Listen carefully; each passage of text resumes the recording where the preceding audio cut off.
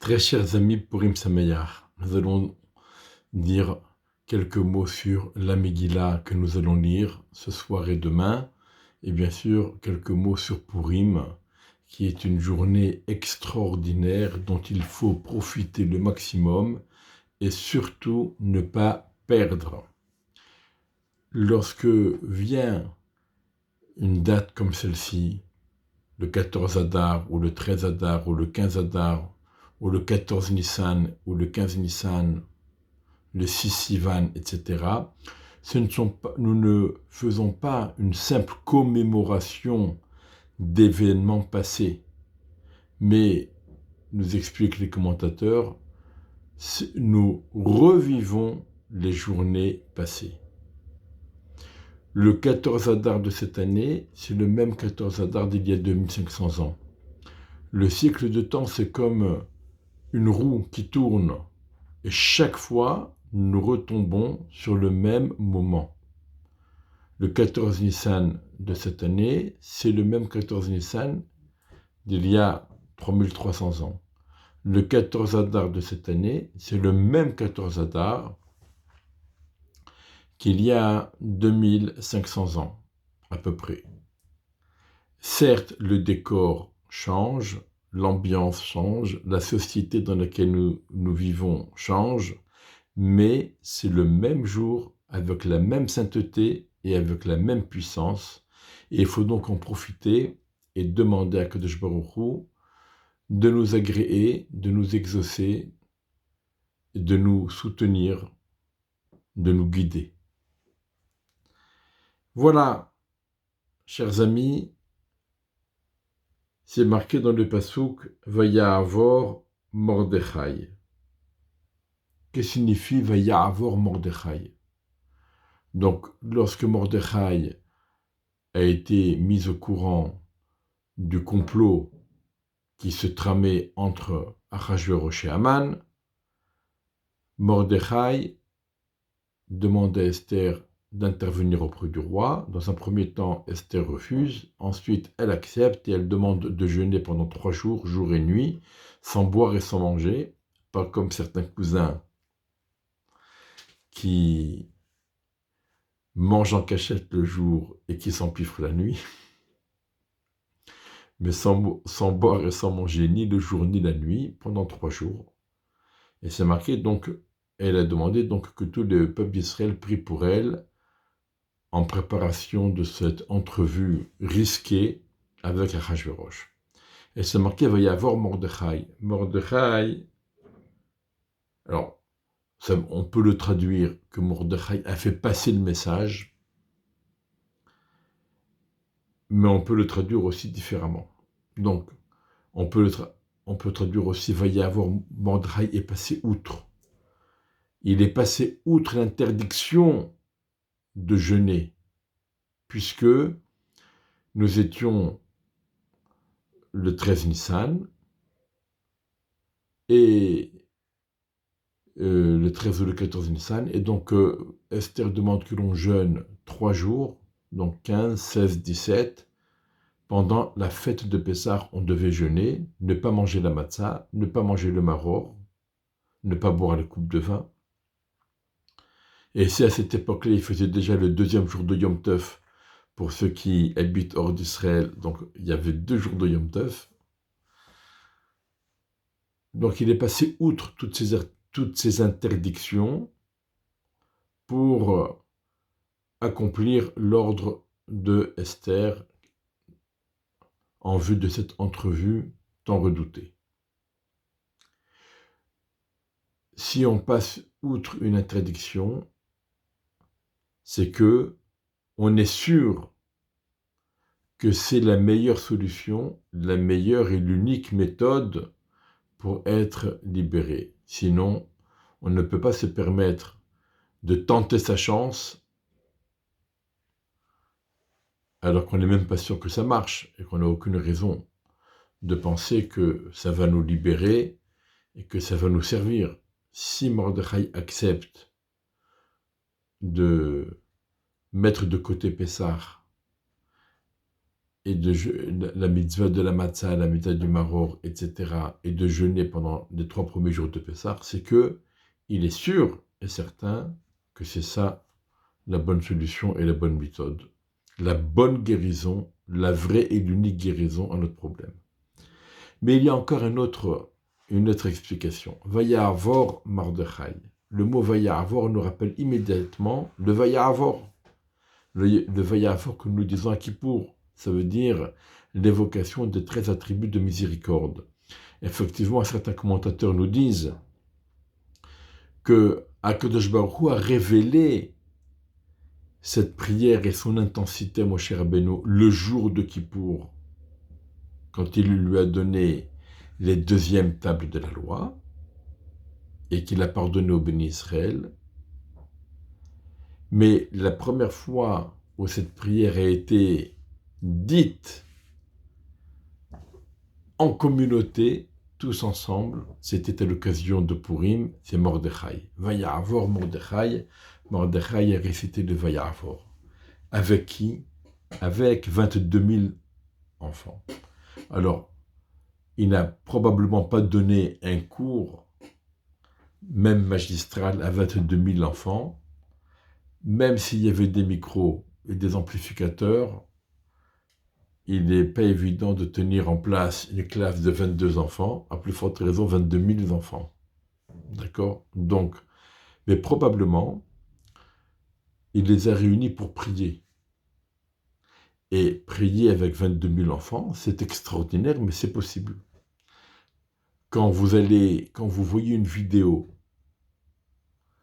des prières qui sont récitées par des multitudes rassemblées au kotel, vous vous rendez compte que la prière va par vagues.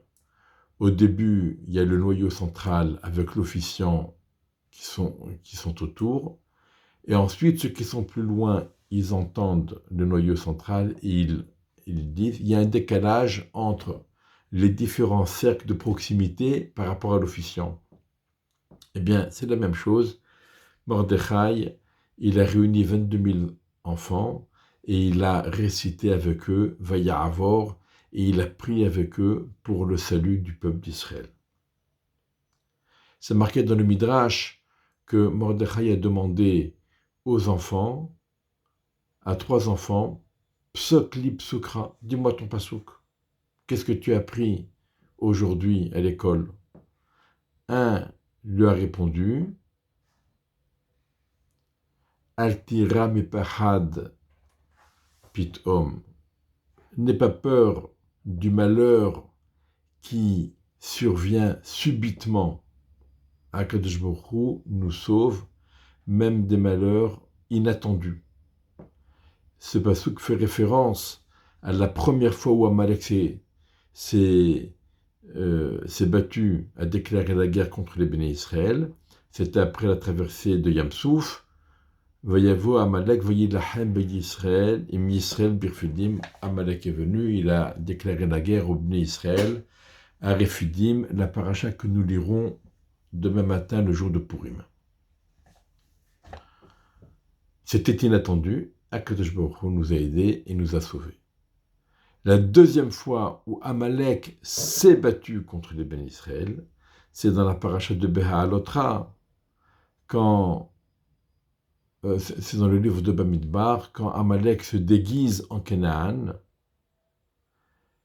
et déclare la guerre aux Béné Israël. Il espère que les Béné Israël, dans leur prière, vont dire « Akadosh Baruch Hu, livre-moi les Cananéens qui m'ont déclaré la guerre. » Oh, eux ne sont pas des Cananéens, eux sont des Amalécites. Et donc, la prière ne va pas leur porter préjudice. Ils ont une chance, donc, de gagner les Béné Israël, de vaincre les Béné Israël. Et pour cette deuxième guerre que nous a déclaré Amalek, nous disons Utsu etza vetufar, c'est ce que le deuxième enfant a dit à Paro. Utsu etza vetufar deberu davar velo yakum ki Emmanuel. Comploter, imaginer toutes sortes de choses, nous n'avons pas peur, Akadosh Baruch Hu est avec nous. vos projets, vos complots, vos ruses vont toutes tomber à l'eau. Et enfin, pour le troisième pasouk, c'est le troisième pasouk qu'a récité le troisième enfant, c'était Vegam adzikna veseva anihu, et même après la vieillesse, je suis toujours là. C'est-à-dire que, et c'est par rapport à Aman et à Hachverosh qui a déclaré la guerre au Béni Israël à l'époque de Purim.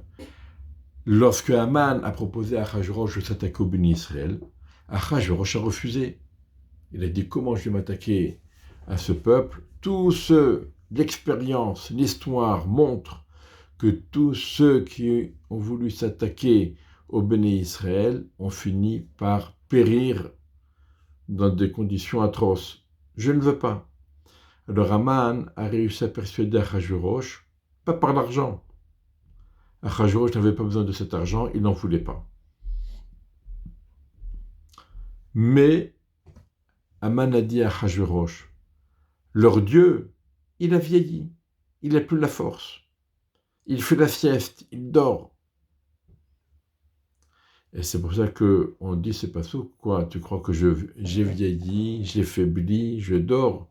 Lo yanum belo yishan shomer Israël, Akadosh Baruch Hu, qui garde et qui protège les bénis Israël, ne dort jamais et ne somnole jamais. Akadosh Baruch Hu n'a pas faibli, Akadosh Baruch Hu n'a pas vieilli. Chaz v'shalom de dire des choses pareilles. Mais par rapport à ces prétentions de Haman, qui a réussi à convaincre ainsi Achashverosh, eh bien, nous disons ce troisième verset. Et ce qui a plu à Mordechai, c'est que lorsque tu attrapes un enfant dans la rue et que tu lui demandes Pesok lipsukra, dis-moi ton pasouk, le premier, il te sort tout de suite un pasouk. Il a un pasouk dans la tête et il le sort. Il n'a pas besoin de réfléchir pendant 10 minutes pour savoir qu'est-ce qu'il peut dire pour faire plaisir à Haman. Tout de suite. Ça veut dire que les enfants étaient imbibés, imprégnés, plongés dans l'étude de la Torah.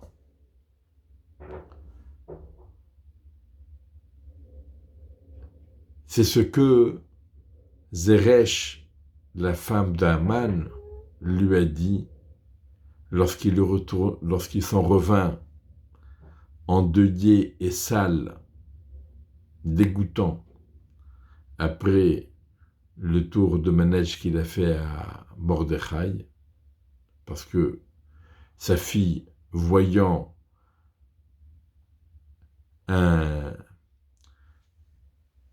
quelqu'un tirer le cheval qui était surmonté par un personnage important, elle était persuadée que le personnage important qui était assis sur le cheval, c'était son père Haman, et la personne qui tirait le cheval, qui tenait le cheval et qui criait, c'était Mordechai. Elle a donc pris un pot de chambre bien rempli et bien dégoûtant, et elle l'a versé sur la tête de celui qui tenait le cheval. Quand elle a vu son erreur et qu'elle a vu que c'était son père Haman qui a tout reçu sur la tête, elle est tombée de la fenêtre, elle est morte.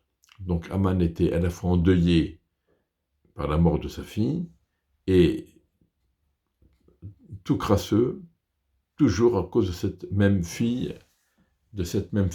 Donc, quand il rentre chez lui, il dit, bon, voici ce qui m'est arrivé, bon, c'est pas grave, on va y remédier, on change d'habit, on fait la douche. Finalement, il n'aura pas eu le temps de la faire, cette douche.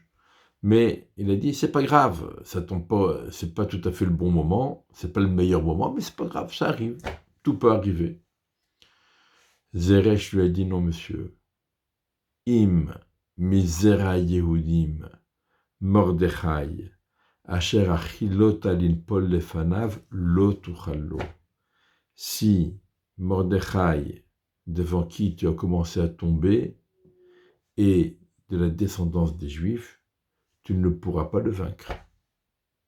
Et là, on pourrait se poser la question, qu'est-ce que ça signifie Im Misera Yehudim, si Mordechai est de descendance juive? Évidemment, il le dit, il le répète, depuis le début de la Megillah, on nous dit Ish Yehudi Aya Beshushan Abira.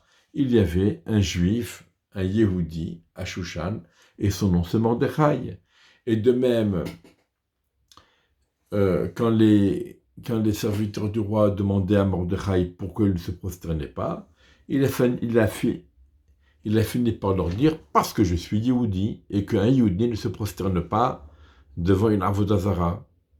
Et Mordechai ne s'est pas contenté de se venger de Mordechai, et Aman ne s'est pas contenté de se venger de Mordechai, mais de tous les Juifs, parce que Mordechai avait dit qu'il était juif.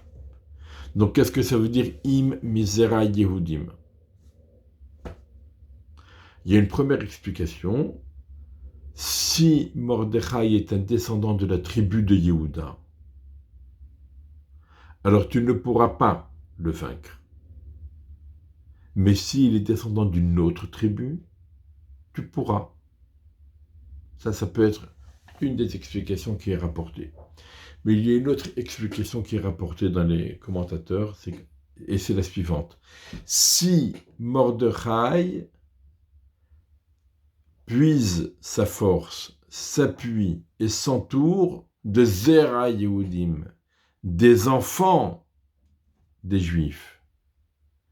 Si les enfants des Juifs ne sont pas dans la rue, en train de s'amuser à tout et à rien avec les jeux vidéo, etc., etc. Non.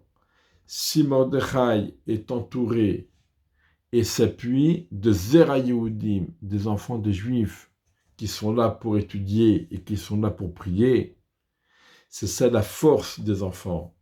C'est pour ça que sur le Haron, sur la caporette, il y avait les kérouvim qui avaient des visages d'enfants, pour bien mettre en valeur que la Shekhinah dépend de la présence des enfants qui étudient et qui prient et qui servent Hachem. L'importance des enfants, il faut faire attention à ne pas gâcher nos enfants, mais à les orienter vers la synagogue, vers la yeshiva, vers l'étude et la prière. Les éduquer à servir Hachem de tout leur cœur. Im Misera Yehudim, Mordechai. C'est pour ça qu'il y a ici dans ce passouk des signes de cantillation particuliers. Alors si Mordechai est entouré des enfants qui prient et qui étudient, l'autre tu ne pourras pas vaincre Mordechai, tu ne pourras pas vaincre le peuple d'Israël, c'est toi qui tomberas et ce ne sont pas eux. Voici donc la deuxième explication dans ce verset, une très belle explication. Et j'espère que pendant ces fêtes de Purim, nous allons tous prier très très fort pour que tous nos enfants, tous ensemble, unis, se donnent la main pour étudier la Torah, pour prier, pour servir Hachem, et nous avec eux et eux avec nous, donnons-leur de bons exemples sur la bonne attitude qu'il faut avoir dans une synagogue, la bonne attitude qu'il faut avoir en classe, devant les maîtres qui nous enseignent la Torah, même autre chose, mais en particulier pour l'étude de la Torah, eh bien, et grâce par le mérite de ces enfants, nous aurons Bezrat Hashem, Akadosh Baruch Hu nous enverra la protection, nous guidera, nous enverra le Mashiach Tzidkenu, la Géoula et la reconstruction du Beth Amikdash très très très vite. Maintenant, pendant qu'on l'étudie et qu'on lit, qu'on étudie les parachutes sur le Beth Amikdash. Purim Sameach et à bientôt.